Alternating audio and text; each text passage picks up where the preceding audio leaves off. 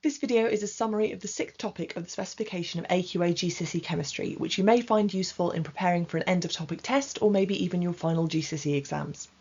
We look at different ways to measure and calculate the rate of a chemical reaction, 5 ways to speed up the rate of a reaction and why they work, and chemical equilibria and how the position of that equilibrium can be moved. The rate of a chemical reaction is its speed, how fast it's going, and we can measure that in 2 ways. Either how quickly is it using up a reactant, or how quickly is it making a product. There are 2 formulae you can use to calculate this, but they have the same format. An amount of one of the chemicals divided by the time that it takes to either make it or use it up. Either of those amounts can be a mass in grams or a volume in centimetres cubed. If you're taking higher tier, you should also be able to express rates in moles per second. But whichever one of these you're working with, you're still using the same calculation, an amount divided by a time. To take a simple example, if we had a reaction that produced 20 centimetres cubed of gas in 2 seconds, then the calculation I would do is 20 centimetres cubed divided by 2, and that would give me 10 centimetres cubed per second, which is the rate. This gives us the mean rate for a reaction. If I wanted to collect data in terms of a mass change, then I would need to do my reaction on a balance. This is going to work for reactions that release a gas, because as the gas is released, the mass on the balance is going to decrease, and I can log this. I would record my data in a table like this. It's important that the units are all in the headers. I shouldn't have grams written down in the body of my table. And it's also important that we include the time 0 so that we know what was the mass of the reaction before we started collecting data. What we're really interested in is the change in mass over time. So we're always comparing this to the very first mass. A lot of people get confused and just compare to the one directly above it, but we're always comparing to that time 0. So at the very start, there's been no change in mass. After 15 seconds, there's been a change of 0.07 grams. And then after 30 seconds, there's been a change of 0.12 because we're comparing to that first line of the table. And then I can go on and fill in the rest of my data. Alternatively, rather than measuring the change in mass, you could collect the gas that's being released and measure the volume of that. There are 2 options for this. Probably the easiest one is to use a gas syringe. However, these are quite fragile and quite expensive, so we very often don't see them in secondary schools. And a more common method is to collect gas over water. This involves using an upturned measuring cylinder that's completely full of water, and then a delivery tube that goes from the conical flask where my reaction is happening up into that measuring cylinder. And what's going to happen is as the reaction produces gas, the gas goes into the measuring cylinder and displaces the water. So you're able to read the volume upside down on the measuring cylinder because you can see where the water has been pushed out. Regardless of whether we're thinking about a reaction that changes in mass or changes in volume, you need to be able to translate that information onto a graph, and this is one of the mathematical skills that is going to be assessed in your GCSE exams. One key mistake that a lot of people make is that they forget to plot the very first point at 0, 0. This is still important, it's still part of the graph, and you won't get full marks if you miss it out. We can then add in the rest of our data. Now, one thing that confuses a number of people is that within science we have lines of best fit that are not straight lines.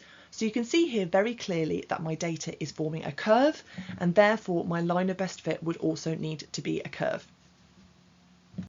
As well as plotting graphs, you need to be able to interpret graphs that the exam board has given you.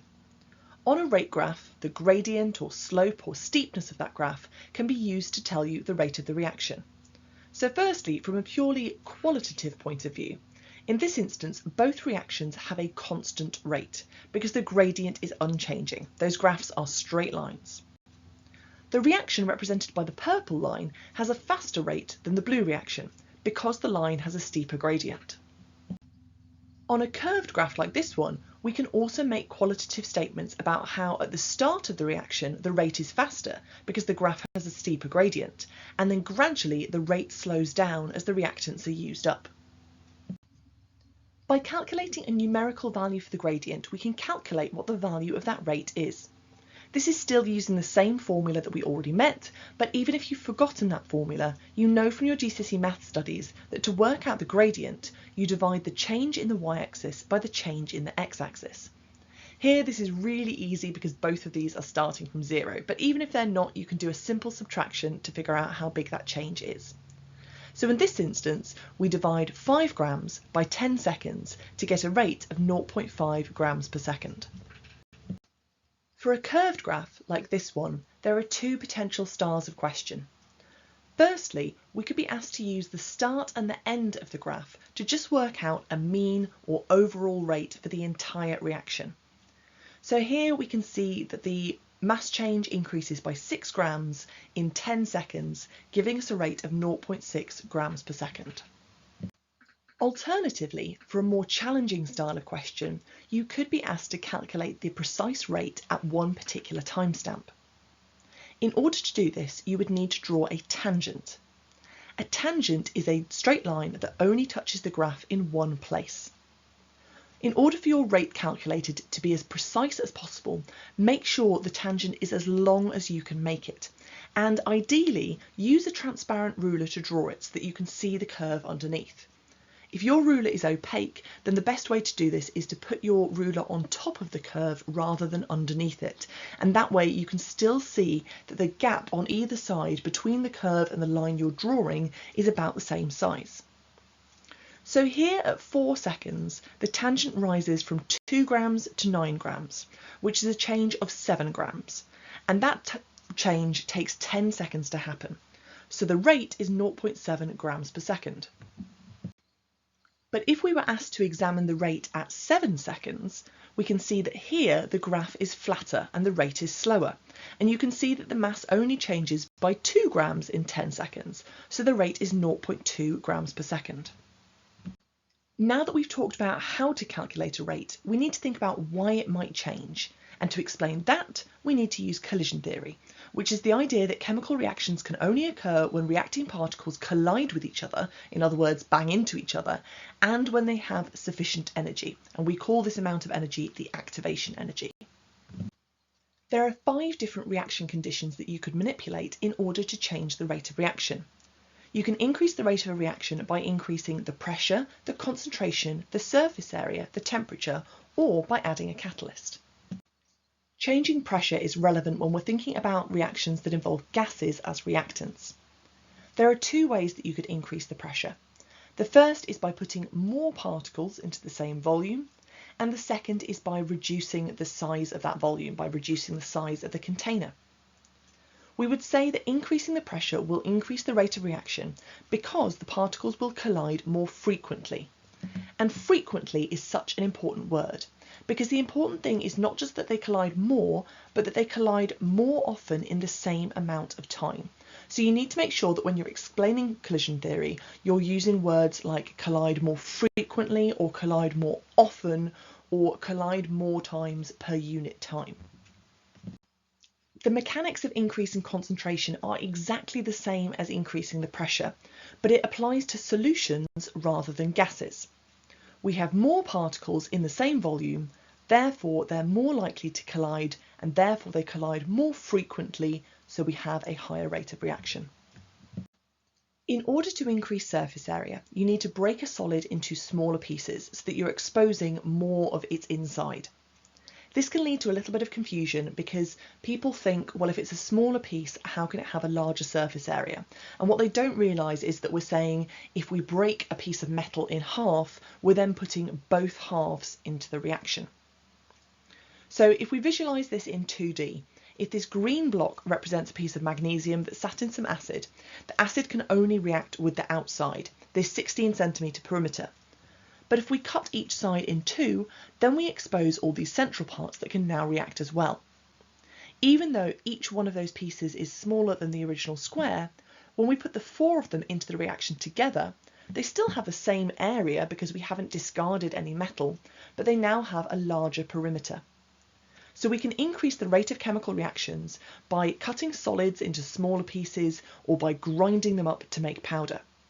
Again, this will increase the frequency of collisions. Increasing the temperature increases the rate of reaction for 2 reasons. Firstly, when we give the particles more thermal energy, they transfer this to kinetic energy and move faster, and this means they are more likely to collide and they do so more frequently. Secondly, all of the particles have more energy, and this means that when they do collide, it's more likely to be a successful collision because they are more likely to have the activation energy. You can think of the activation energy as being a threshold that needs to be passed in order for particles to collide successfully. So in this very simple explanation, I have 6 particles and they all have different amounts of energy, and 3 of them have enough energy to react and 3 of them don't. So if the particles above the line had a collision, it would be successful because they do have the activation energy, but for the other 3 particles, even if they collided, it wouldn't matter because they don't have sufficient energy. If I give all of the particles slightly more energy by heating them up, then a greater proportion of them now have the activation energy, and if they collide, they will be able to react. The final way in which we can speed up the rate of a reaction is by adding a catalyst. Catalysts are chemicals that speed up the rate of reaction without being used up or changed themselves. Enzymes, which you've learned about in biology, are an example of a biological catalyst. Both chemical catalysts and biological enzymes provide an alternative pathway that has a lower activation energy. What this means is that if I wanted to take a journey and go visit my friend on the other side of the mountain, it would take me a certain amount of energy to climb the mountain and get to them. But a catalyst could provide me with an alternative shortcut. It's not making it take less energy to get over the mountain, it's providing me with a way to get there that needs less energy. If we look at an energy profile diagram, which you met in Unit 5, we can label the activation energy as the difference between the energy of the reactants and the energy in the transition state. So this is the energy that has been absorbed in order to break bonds. If we then do this same reaction with a catalyst, then we see that the reactants and the product still have the same amount of energy. So we start and finish in the same place, but in between the curve doesn't go as high because the activation energy with a catalyst is lower. The required practical for Unit 6 investigates what happens to the rate of reaction when the concentration of a reactant is altered. This is a 2-part investigation, so you need to do 2 different experiments. In the first one, you're investigating using a method where you collect gas, and there are a very wide range of different experiments you could do here, but the really common ones are either adding magnesium to acid or adding calcium carbonate or marble chips to acid. There are 2 ways that you can measure the volume of gas that's produced within a certain time. Either you can collect gas over water by using an upturned measuring cylinder full of water, so as the gas is produced it pushes the water out and you can read the volume from the measuring cylinder, or you can use a gas syringe, which is a bit easier but they also tend to be quite expensive and lots of schools don't have them available for use. Whichever one of these methods you describe, it's vital that you mention that you're taking readings at regular time intervals. Say, I would record the volume every 10 seconds or every 15 seconds, because if you don't do this, you won't be able to calculate the rate. As with all of these investigations in GCSE Science, you also need to be able to describe how you keep the other variables controlled in order to make the experiment valid. In this experiment, we have to change the concentration because that's the whole point of the required practical. So therefore, I'd want to be controlling things like the volume of the solutions I'm using and the mass of whatever it is that I'm adding, say the mass of magnesium or the mass of marble chips. It's worth highlighting that a lot of students lose marks in questions like these because they refer to the amount of things. Now, in chemistry, amount has a very specific meaning. It means the number of moles that are being added.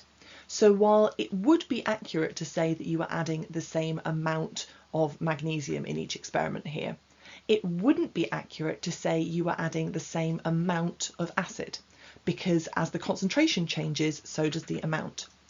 So in general, I would say just ban the word amount from your vocabulary and instead refer to mass and volume. Mass for solids, volume for liquids. For the second part of the required practical, you investigate a reaction which becomes turbid, meaning cloudy. Every school I know of uses the reaction between hydrochloric acid and sodium thiosulfate for this. But the good news is that that isn't actually a named example of a reaction listed in the specification. And that means that you can't be expected to recall the names of the chemicals or what their symbol formulae are or anything like that. The exam board is going to have to give you that information. Whichever reaction you do, a solid precipitate will be formed, and you can identify this by looking at the symbol equation, which they would have to give you. So you can see here that sulfur has a little s in brackets afterwards, and that tells you that a solid is being made from mixing these two solutions together. And that's going to form a precipitate, and that is what is going to make the reaction turn turbid or cloudy. The classic way to monitor this reaction is by timing how long it takes for a cross on a piece of paper to become invisible to a human looking down through the solution. The faster it disappears, the higher the rate of reaction. This is a perfect opportunity to talk about the subjectivity of a human monitoring this, and how it would be a better experiment with more accurate data if we used a light sensor that was hooked up to a computer, and that light sensor was sat underneath the solution so that when light was no longer passing through it, then something triggered the computer to stop the clock. In some chemical reactions, it's possible for the products to react together to make the original reactants, and we call these reversible reactions. You can recognise them because rather than a normal arrow between the reactants and products, we have this funny double-headed reversible reaction arrow. You should be able to recognise this as a sign of a reversible reaction, and you should also be able to draw this. It's possible to change the direction of the reversible reaction by changing the reaction conditions. You should know that if a reversible reaction is exothermic and releases energy to the surroundings in one direction, then it will be endothermic and absorb energy from the surroundings in the opposite direction. There is a named example of this. If you heat up some hydrated copper sulfate, which is blue, you make a white powder called anhydrous copper sulfate, and that's an endothermic process because you have to heat it in order for it to happen. If you take some anhydrous copper sulfate and you add some water to it, then you can turn it back into the hydrated copper sulfate, and this is an exothermic process. So if you put your hand around the test tube, you can feel that it gets hot. When a reversible reaction happens in a closed system, which means a closed container where no reactants and products and no energy can get in or out, then it will eventually reach a point called equilibrium. And this means that the forward and backward reactions are happening at the same rate or the same speed as each other. When this happens, the concentration of the reactants and products will stop changing. Be careful though, this doesn't mean that the reactants and products are present at the same concentrations as each other, just that their concentrations are now stable. If I look at a graph of a reversible reaction reaching equilibrium, I could identify equilibrium as the point where the graph completely flattens out or plateaus. If you're taking the higher tier exams, then you need to be able to use Le Chatelier's principle in order to explain how we can move the position of equilibrium by changing the reaction conditions. Le Chatelier's principle tells us that if a system is already at equilibrium and a change is made to any of the conditions, then the system will respond to counteract that change. That basically means whatever I try to do to the system, it will try to undo it. So if you add a reactant, the system will remove it. And if you heat a reaction, the system will try to cool it down again. Often with questions about equilibrium, the exam board won't actually use the real names of the chemicals, because some of these can be very complicated and they don't want you to panic or be anxious because you don't recognise the names of the chemicals. So instead, they very often describe equilibrium in terms of reactions with very distinctive colour changes, so that then you can just talk in terms of what you would be able to observe. So here I have a reaction where a blue copper compound can react reversibly with hydrochloric acid to produce a green copper compound and water. And I'm asked to describe and explain what would happen if we add some more hydrochloric acid. In other words, if we were adding a reactant. So if I add a reactant, I know that Le Chatelier's principle has told me that the system is going to shift to remove that reactant and undo what I've done. Now, in order for this to happen, there are only two possible options. I have a forward reaction and I have a reverse reaction, and one of those is going to temporarily go faster, and we call this being favoured. So you need to think, is the forward reaction going to undo what I've done, or is the reverse reaction going to undo what I've done? So if I've added hydrochloric acid, the system is trying to remove hydrochloric acid, and the only way it can do that is by reacting it with the blue copper compound to make that forward reaction happen. So ultimately, I'm going to end up making more of the green copper compound. We can describe this as the equilibrium being shifted to the right because we're making more of the products. So therefore, we've got more of this green copper compound being formed. The second reaction condition that we can change is pressure. Pressure is caused by gaseous particles colliding with the walls of the container that they're in. And if there are more particles, then there are going to be more frequent collisions, and therefore pressure is going to be higher. So when we start thinking about changing pressure and the impact that that has on a reaction, we're going to need to look at the particles on each side of the symbol equation and see where are there more particles of gas, because that's what's going to affect the pressure. So in this example, I don't have a colour change, I'm just asked about the yield of the sulfur trioxide. So remember, the yield is the product that we're making, and they're asking me what's going to happen to the amount of sulfur trioxide that I'm making. So if we decrease the pressure, we know that Le Chatelier's principle says whatever you do, the system is going to shift to counteract that. So if we decrease the pressure, the system is going to shift to increase the pressure. So again, all I can do is speed up either the forward reaction or the reverse reaction, which we call favouring. So if the forward reaction happened more, that would mean we were going from 3 particles on the left to 2 on the right. That would be a decrease in pressure.